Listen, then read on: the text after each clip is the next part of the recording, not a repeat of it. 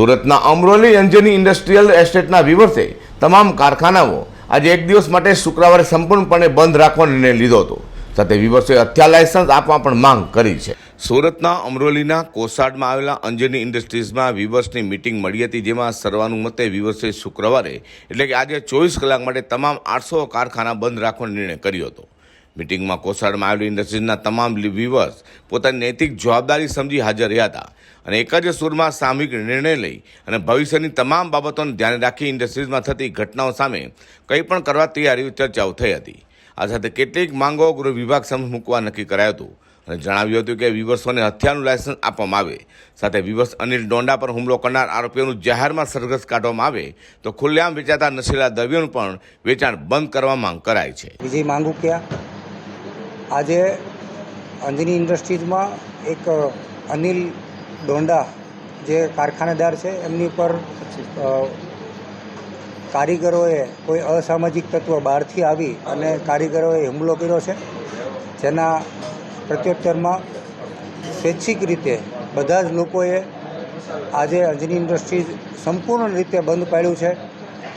જેના કારણે આજે કારીગરોમાં આ વાત આવકારી છે કે અમારા માટે માલિકોએ જે પ્રમાણે આ બંધ પાળી અને જે નિર્ણય લીધો છે તેને સૌએ આવકાર્યો છે। તમારી કઈ માંગો છે, શું માંગો છે અને શું મુખ્ય મુદ્દાઓ?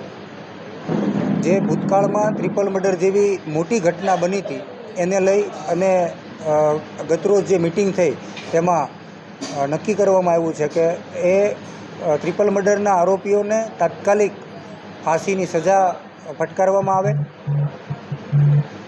તદુપરાંત જે ભયનો જે માહોલ છે એને ભયમુક્ત બનાવવા માટે પોલીસ પેટ્રોલિંગ વધારવામાં આવે।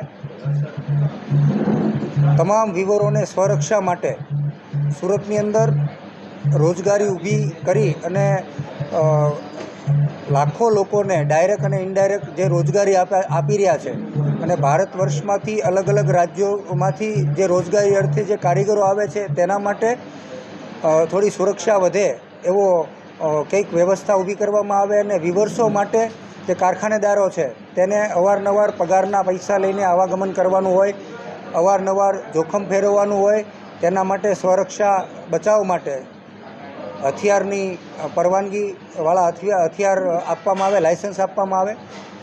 ઉપરાંત ઇન્ડસ્ટ્રીઝોની અંદર ચાલતા ખુલ્લેઆમ જે જુગારના જે અડ્ડાઓ છે, બહારથી આવીને જે જુગાર રમાડી રહ્યા છે, જે કારીગરોને નશો કરાવીને કેફી પદાર્થો પીવડાવી અને જે લૂંટ ચલાવી રહ્યા છે, એમને કડકમાં કડક હાથે પગલાં લઈ અને એમને દંડિત કરવામાં આવે।